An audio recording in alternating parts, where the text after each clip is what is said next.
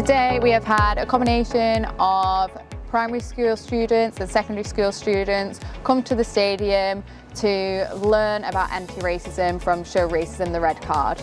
We have had both participants from Premier League Inspired and from Premier League Primary Stars, so it's really great to get those two projects together and enjoy the event that Show Racism the Red Card have put on.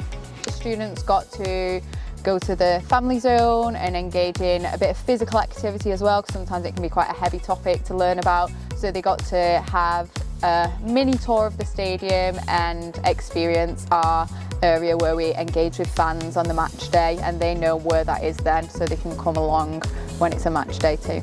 We've discussed stuff about the media, whether it be social media or print media, critical thinking, not telling the kids what to think, but just getting them to think like slightly differently and harder on certain topics, because there's so much influence out there in the world, so we want them to be able to decipher which is like real news and real information and the fake news that we see online. We had Adeeko and Joe Adams come down and talk to the young people about any discrimination that they might have faced, any racism, how they deal with racism.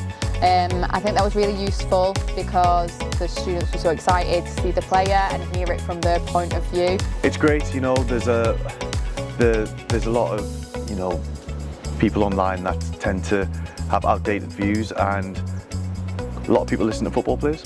You know, that's why we use the high profile nature of football players like Baba and Joe to help spread the message of inclusion to the kids, because they are the future. So it's great having them on board and that they're willing to, you know, help us and join in on the day.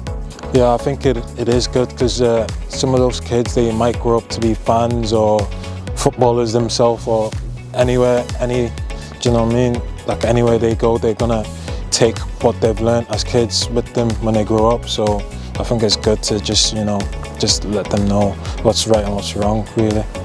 We're all just one big family when you think of it, because what we achieve on the pitch, everyone else is achieving off it, if that makes sense. If we win, the fans win. If we lose, the fans lose. So I think everyone's together in this community, so yeah. We want to make society a better place to live. We want to make society a more inclusive place to live.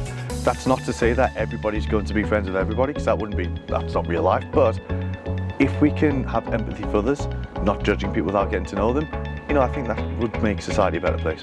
The overall impact, we hope, is education. Educating the children to ask questions, educating the children to have the confidence to call someone out and recognise racism, as well as not just on racism, but in terms of educating the young people not to judge, and that kind of judging can lay the foundations for racism. So let's not judge, let's educate your friends, talk to your friends about it. Don't be afraid to talk about racism, but also don't be afraid to call it out as well.